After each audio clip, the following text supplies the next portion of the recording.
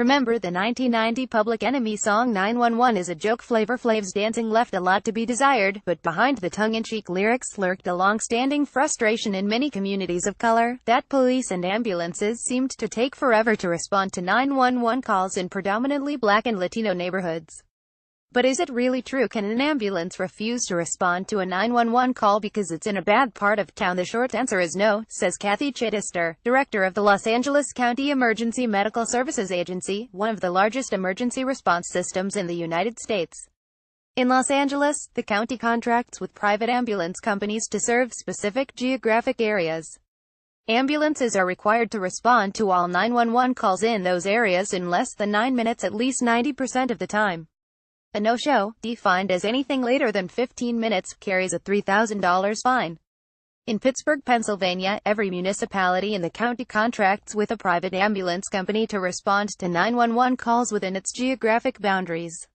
When a 911 call comes into the dispatcher, the caller's address is automatically linked to a specific ambulance company, explains George Duddish, executive director of Northwest EMS, which covers 14 communities in the Pittsburgh area.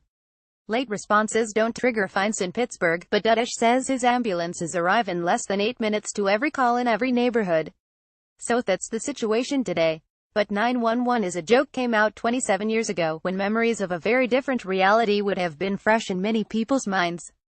The ambulance system as we know it, well-equipped vehicles staffed with trained paramedics or EMTs, didn't exist anywhere in the U.S. until the late 1970s and early 1980s.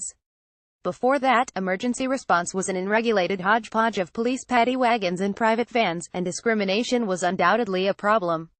Paramedics and EMTs weren't even a thing until an eye-opening 1966 report by the National Academy of Sciences found that a seriously injured person would have a better chance of surviving on a battlefield in Vietnam than in most American cities.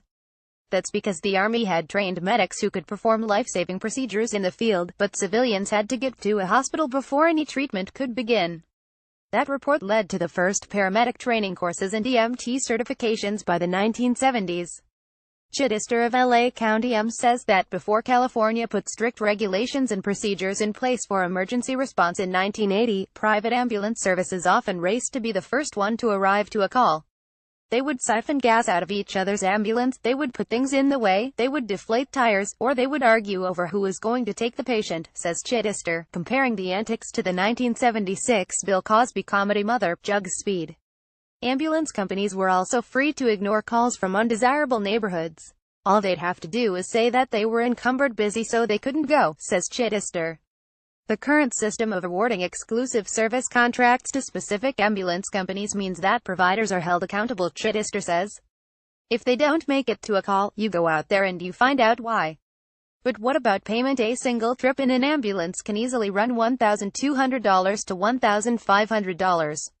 You could see how an ambulance company might be concerned that clients from low-income neighborhoods would be less likely to pay their bill. Could that lead to no-shows? Duddish from Northwest EMS in Pittsburgh says absolutely not. Getting stiffed is just part of the ambulance business. Between high-deductible insurance policies, low-ball Medicare reimbursements and people who simply can't pay, Duddish says he pockets about 35 cents for every dollar he bills. Rather than sending a collection agency after unpaid ambulance bills, the company simply writes it off as bad debt. That's the reason I've never gone to Vegas, jokes Duddish. Every time an ambulance goes out, it's a gamble.